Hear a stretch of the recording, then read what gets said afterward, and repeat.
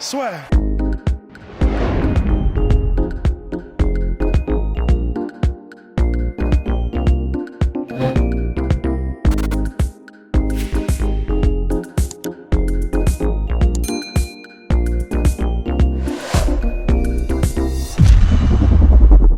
Bien, bonjour à toutes et à tous et bienvenue dans les Actus en sueur, épisode 2. Donc c'est notre nouveau format, attention, hein, euh, donc sur lequel on revient sur les actus du moment quand il n'y a pas vraiment de sujet pour lequel on peut, on va dire, avoir tout un Faire un podcast. podcast complet, quoi. Ouais, Ouais. on va dire ça comme ça. Et puis surtout il faut qu'on traite toutes les actus, des actus, mon cher Ross, parce que nous sommes des professionnels. Alors bien évidemment, on va revenir sur Mike Tyson contre Roy Jones Jr., combat lors duquel j'étais lâchement abandonné par Rust. Eh oui, j'étais seul dans la nuit, dans le froid, au bout de ma vie, sans personne. Ouais, c'est vrai qu'en plus, t'étais malade et tout. Non, respect. Hein. Bah, moi, je pouvais pas, Bah alors, mais respect. déjà, donc là, il y a eu Dana White qui a dit j'espère qu'ils ont fait des centaines, des milliards de dollars. Alors effectivement, donc ça a fuité un petit peu, donc. En dehors des bonus pay-per-view, il y aura 1 million pour Mike Tyson, 1 million pour Roy Jones Jr., $600 pour Jake Paul, $600 pour Nate Robinson. Et là, on va me dire, ça, $600, c'est vraiment pas beaucoup. ça me paraît quand même bizarre, mais c'est sans compter bien évidemment les bonus pay-per-view. Donc par exemple pour Mike Tyson, en prenant en compte les bonus du pay-per-view qui étaient vendus à $49,99 aux États-Unis, et ben on monterait à 10 millions de dollars en tout, et pour Roy Jones à 3 millions de dollars. Il n'y a pas de somme pour Jake Paul et Nate Robinson, mais on devrait quand même être au-dessus du million de dollars pour les deux, parce que je les vois mal quand même combattre tous les deux pour $600. Mais Rust, alors qu'as-tu pensé de ce combat entre Roy Jones et Mike Tyson? Bah, disons que c'était absolument un secret pour personne que, disons, ça s'est très vite vu en fait que Roy Jones n'était pas vraiment là pour combattre, il était là pour nullifier parce qu'il a senti que ça allait pas le faire en fait, hein, tout simplement. Je pense que il a compris assez rapidement qu'avec la puissance que Tyson continue. Enfin, disons, je pense que Roy Jones devait se demander ce qu'il allait avoir comme Tyson en face de lui et que rapidement il a compris que en fait, ce Tyson-là, il est plus dangereux que des adversaires de ces dernières années qui ont pourtant 30 piges de moins, quoi. Enfin, ou peut-être 20. Donc, il a fait entre guillemets un peu un non-match. Mais avec la bonne Et stratégie, hein, cela dit, hein. Franchement. pour éviter de prendre des coups, c'est sûr. Voilà, tu restes à distance et dès que tu avances, tu mets un ou deux coups et tu clinches immédiatement. Donc voilà, c'est pas ce qui se fait de plus beau en anglaise, mais au moins ça lui a permis de survivre, j'imagine. Donc ça n'a pas fait un truc très spectaculaire, mais on a quand même eu quelques bons body shots de Tyson qui ont claqué, mais en mode batte de baseball sur cheval mort. Et c'était assez impressionnant de voir la puissance qui continuait de dégager. Mais voilà, de toute façon, il a dit qu'il était extrêmement impatient de continuer à combattre parce qu'il a dit que c'était le début d'une série. Donc, j'ai hâte de voir contre qui, on ne sait pas encore. Mais je pense que dans la poignée d'adversaires qu'il va affronter à partir de maintenant, il y en aura probablement qui décideront d'aller au charbon contre Tyson. Et là, on aura quelque chose d'intéressant, quoi. Exactement. Et donc oui, là, il y a eu potentielle revanche donc, contre Roy Jones, ou alors la fameuse trilogie contre Evander Holyfield. Personnellement, moi, j'aimerais bien voir ce combat-là. Après, j'aurais quand même pour le coup assez peur, dans le sens où je pense que j'aurais vraiment peur qu'il y ait un chaos. Et c'est un peu ça qui, qui moi, m'a agréablement surpris dans ce combat-là, c'est que les deux avaient l'air en forme, tu vois, mais j'ai pas du tout envie que quand il y a un combat de quinca, je préfère que ça se termine en nul et que les gens soient un petit peu sur leur faim, plutôt qu'il y en ait un des deux qui se fasse vraiment salement mettre KO. Parce que c'est pas comme si tu te fais mettre KO façon Nate Robinson où le gars a 34 piges, c'est un athlète de très haut niveau, tu sais qu'il va s'en remettre. Se prendre ce genre de KO à plus de 50 ans, bah tu vas rester de longues minutes sur le ring et puis ça va pas donner une bonne image de la boxe et pas une bonne image de ce genre d'événements, même si ce sont des exhibitions. En fait, c'est là où c'est très compliqué. Et c'est pour ça que le mec de la commission, avant Andy le combat, a Foster. répété. Alors, je crois que c'est Andy Foster qui a répété en gros. Alors oui, ce sera une exhibition, les counts ne sont pas permis, etc. Parce que c'est vrai que là, c'est entre guillemets all fun and games et on s'amuse bien tant qu'il n'y a pas de chaos et tant qu'il n'y a pas effectivement un cinquantenaire qui est en train de baver au sol et de convulser. Ouais. Parce qu'effectivement, et puis en plus, ce qu'on voit, c'est vraiment c'est ce qu'on a vu enfin, dans le pay-per-view, c'est ce qu'on a vu. Ce qu'on voit pas, c'est comment ça va se passer pour eux, genre la semaine d'après, Ouais. là. Parce qu'ils ne diront pas, mais ils vont peut-être pisser noir pendant 2 mois, ils vont peut-être avoir les Mmh. côtes faites, parce que des hématomes et des côtes Ah oui. enfin, n'importe quelle blessure à cet âge-là, tu te remets beaucoup plus difficilement. Quand je vois que mon grand-père est dans les champs et qui se fait qui s'égratigne avec les ronces, Mmh. ça met pas 2 jours à se remettre comme nous à 25 ans. Donc c'est une évidence. On rajeunit pas et plus tu vieillis, plus ça se remet difficilement. Ils le diront pas et c'est ça qui est un peu tricky. Je préférerais presque qu'ils le disent et dans un podcast et ce serait même intéressant en fait qu'ils Mmh. fassent un espèce de compte rendu de récupération d'un combat à haute intensité parce que pour Tyson malgré tout il y avait quand même de l'intensité, il y allait etc. À 54 piges. Mais effectivement, c'est vrai que même si j'ai très envie, d'une curiosité un peu malsaine, de voir Tyson mettre des KO, ou en tout cas y aller, voir ce que peut donner un Mike Tyson à 54 piges qui va à fond, c'est de la curiosité malsaine, mais en réalité, bon, c'est probablement beaucoup mieux que ça reste comme ça, dans Mmh. un vrai cadre d'exhibition, avec dans l'idée pas de KO. À la limite, ok, peut-être des coups un peu au corps, des coups peut-être un peu appuyés, Mais là mais encore, pas t'as une. pas moyen de les contrôler. Parce que tu vois, ça me Ah fait ouais. aussi mal de dire, il n'y a pas de cas autorisé. Bah, le mec, Mais il met bien un sûr, coup à c'est. la tête d'un gars. Enfin, tu sais Ouais. pas comment l'autre mec va réagir, hein, de toute façon. Ben ouais, c'est clair. Mais Pousse, non, mais c'est pour ça. pousse, Puis, pousse, pousse. Non. ah oui, oui, pardon, Il je faut- pensais que c'était en train de. Mais oui, oui, non, je Non, pensais c'est que pas c'était méta, possible. là. Je pensais qu'on parlait dans le Ah oui. quatrième mur. Mais non, non, et puis en plus de ça, les premiers crochets un peu larges de Ouais. Tyson, bah, si ça touche et que ça touche clean, Bah oui. à mon avis, c'est terminé, quoi. Donc, ouais, à voir. Avançons. Bien maintenant, place à l'UFC, champion flyweight, qui a confirmé il y a quelques semaines face à Monsieur Perez, donc Deiveson Figueiredo, qui a reçu son bonus de 50 000 dollars en cash de la part de Dana White. Alors là, en mode full gangster, notre cher Dana. Mais Ah bah ouais. ça a son petit effet parce que mine de rien, Figueiredo lui aussi fait pas rigoler du tout. Ah bah ouais, non, c'est clair. Bah, c'est vrai que pour ce qui est de la liasse, mais c'est même pas, c'était plusieurs liasses de billets de Dana Dans un White, il y a sac. tellement Dans un dans un sac. sac, mais ça fait tellement affranchi, ça fait tellement Al Capone. Bah, et puis surtout, tu sais, Mais tueur à gage, quoi. Allez, ouais, ouais, allez. c'est vrai. Tu Putain, m'as mais oui, c'est apporté une vrai. nouvelle tête. Viens prendre tes 50 000 dollars. Voilà, t'es 50 000 K. Mais ouais, c'est vrai, c'est 50 K contre un scalp. Et c'est vrai que c'est quand même assez marrant. Mais d'ailleurs, il l'avait déjà fait. Je me souviens de. Et en plus, là, c'est entre guillemets, c'est un peu plus politiquement. Oui. C'est bizarre en France de dire c'est politiquement correct. En France, s'il y a un mec qui paye et qui en fait un truc sur les réseaux sociaux avec le rapport un peu chelou qu'on a avec l'argent en France, enfin, où je sais, enfin, ça se discute. Si un mec venait avec une liasse de billets et payait ses athlètes en cash avec des grosses liasses de sbeux comme ça, et puis en prenant des photos, ce serait tellement, tellement, tellement mal vu. Aux States, entre guillemets, c'est Dana White, c'est comme ça, c'est l'UFC, c'est à l'américaine. Mais, euh, mais il avait déjà fait ça. Et encore, ce que je veux dire aussi, c'est que c'est ça par rapport à Figueiredo, parce qu'en gros, il y avait eu un truc comme quoi Dana White a avoué lui-même, je lui ai pas donné son bonus, c'était une erreur, donc je lui donne l'équivalent d'un bonus, donc 50 000 dollars. Mais en revanche, le côté Hitman et je te donne de l'argent parce que en gros, tu as éliminé un des mecs. En revanche, ça, il l'a fait pour de vrai, Dana White. Et en gros, c'était il y a quelques temps déjà. C'était Lyoto Machida contre Tito Ortiz.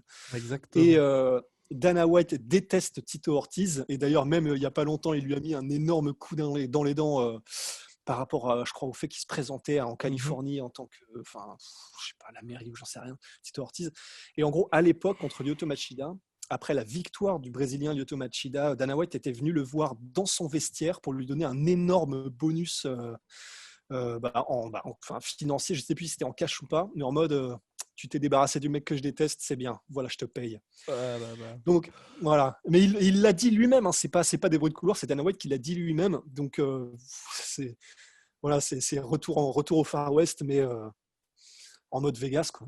Le boss assume et donc Figueiredo qui sera main event face à notre cher pop pop pop. J'ai un petit Brandon trou. Moreno. Exactement, Brandon Moreno qui avait aussi lui aussi combattu sur la même carte et donc qui combattra 21 jours plus tard seulement. Main event de l'UFC 256, carte qui va avoir une sacrée Énorme. tête mine de rien, franchement. Ouais. Et puis ouais, non, franchement, ça va être impressionnant pour lui parce qu'il va quand même avoir réussi une sacrée année. Pourquoi pas, s'il arrive à s'imposer ensuite contre Moreno, à être potentiellement combattant de l'année, hein, parce que c'est vraiment devenu quelqu'un à l'UFC et surtout la manière avec laquelle il a battu tous ses adversaires récemment.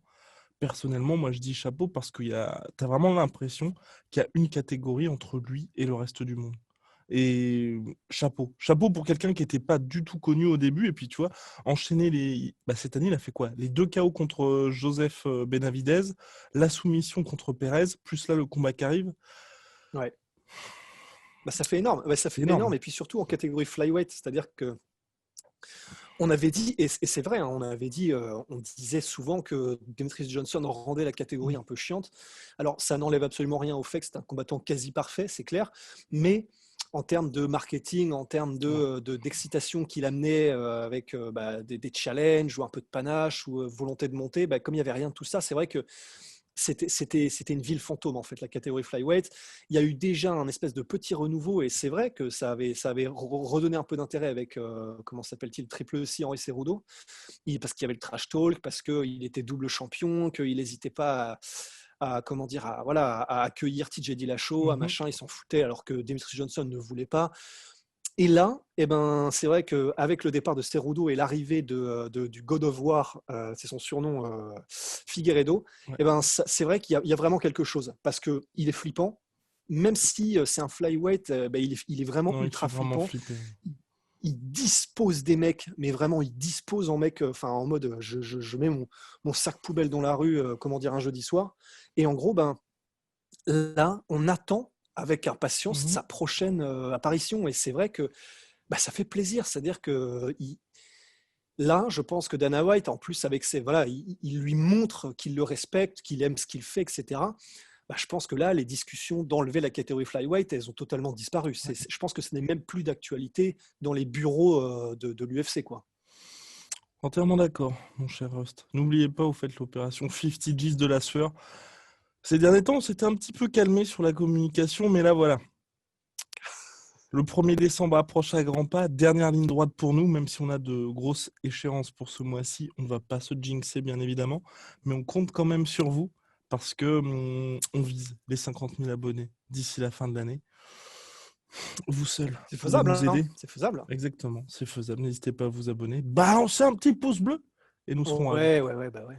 Et donc, dans la suite des news, eh ben, il y a Tony Oka, donc on avait parlé de son dernier combat contre Christian Hammer, qui a bien évidemment suivi avec la plus grande attention le combat entre Joe Joyce et Daniel Dubois. Joe Joyce qui s'est imposé par TKO suite à, je crois que c'est l'orbital justement de Daniel Dubois en fait qui avait été cassé, donc il a préféré justement mettre genou à terre Daniel Dubois plutôt que de continuer à encaisser des dommages qui auraient pu tout simplement être terribles pour la suite de sa carrière et de sa vie tout simplement.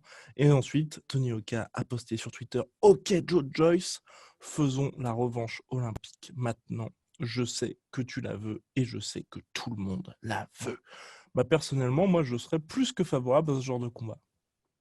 Ah bah complètement. Alors là, franchement, c'est déjà, premièrement, pour Yoka, ça fait un vrai crescendo qui a du sens.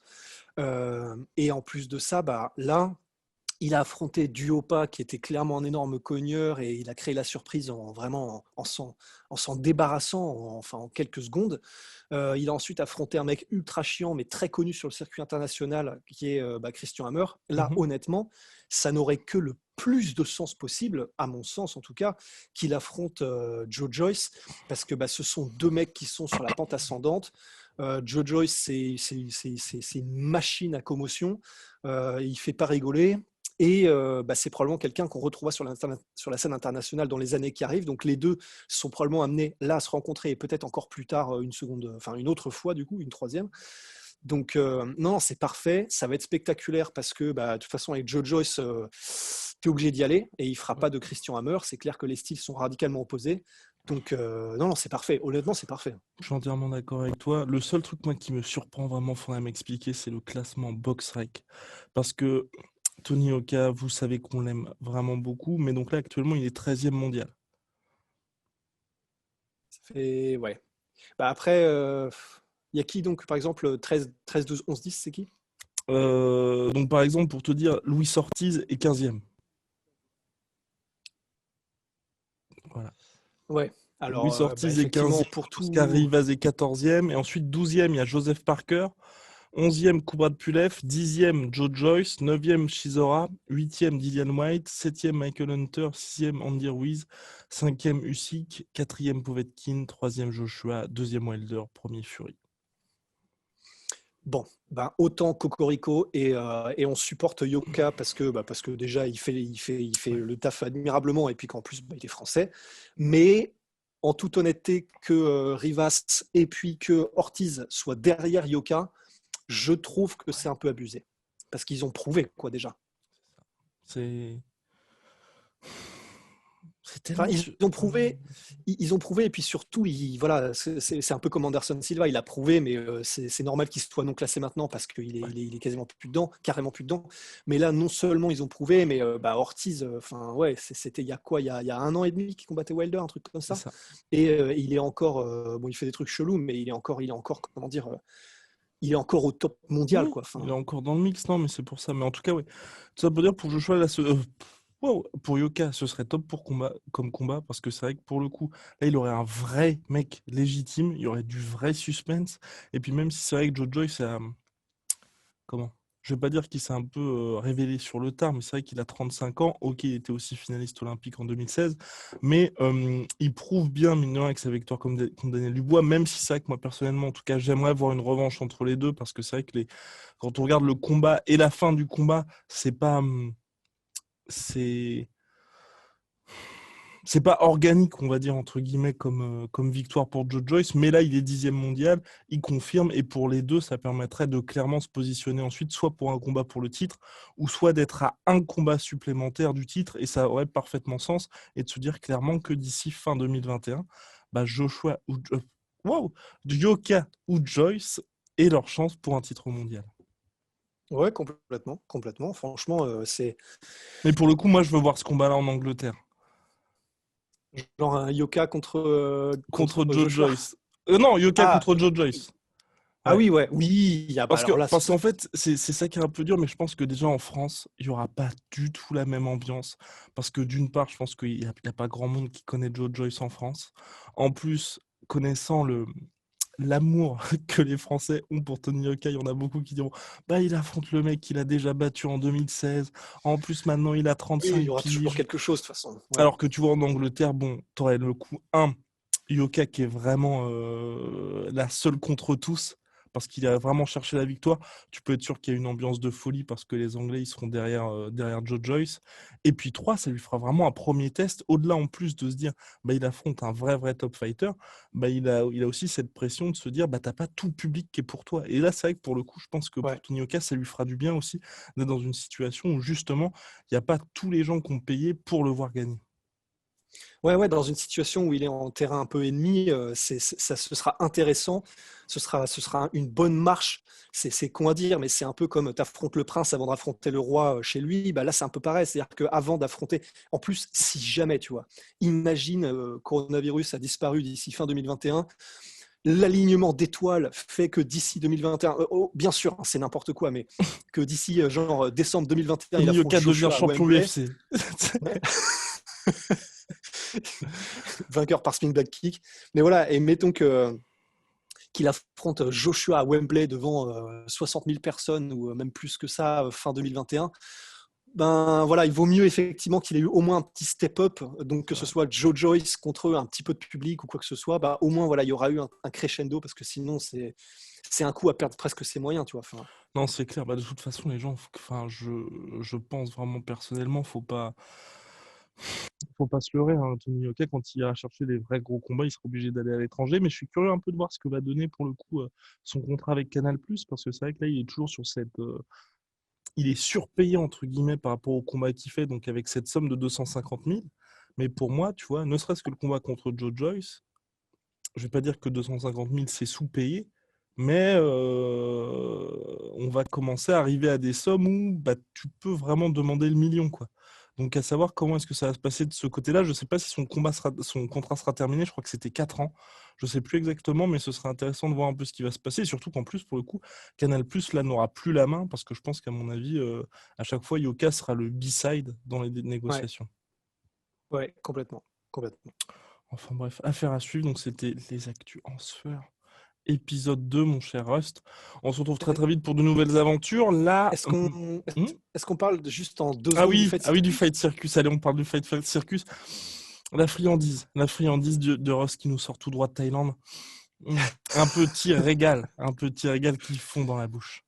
Un petit régal qui, en France ou aux États-Unis, se passerait en toute illégalité parce que c'est absolument du n'importe quoi en bar. Donc le Fight Circus, alors la réponse est dans la question et dans le titre, c'est grosso modo ce que personne ne sanctionnerait nulle part dans le monde, à part dans un pays comme la Thaïlande. C'est-à-dire que donc tu as des... Donc dans le même événement... Fonctionnerait, oserait organiser. Voilà, Ah oui, oui, bah oui. Et puis alors là, ouais.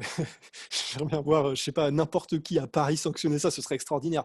Parce que donc, dans un même événement, tu as des 3 contre 1 avec 3 mecs de 70 kilos contre un poids lourd boxeur thaï. Tu as de la jambe de fer, donc c'est comme un bras de fer, mais avec la jambe quand tu es sur le dos entre 2 meufs et en petite tenue évidemment. Tu as concours de low kick, donc enfin duel mais uniquement avec des low kicks, duel en uniquement des attaques en tournant, donc spinning kick attacks only.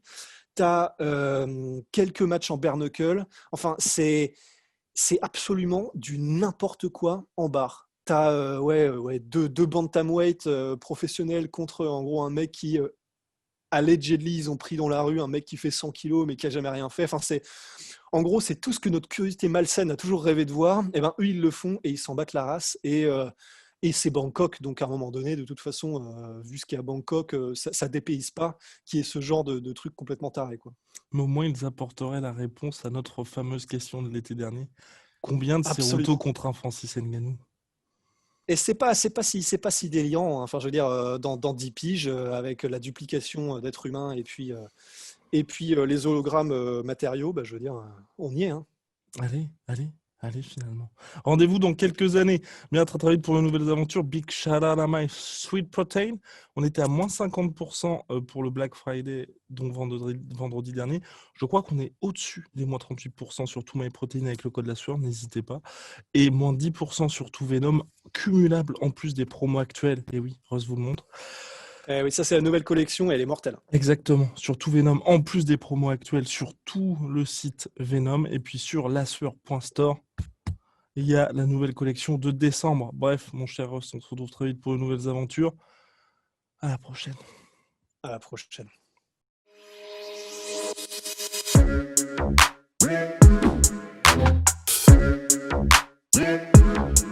Swear.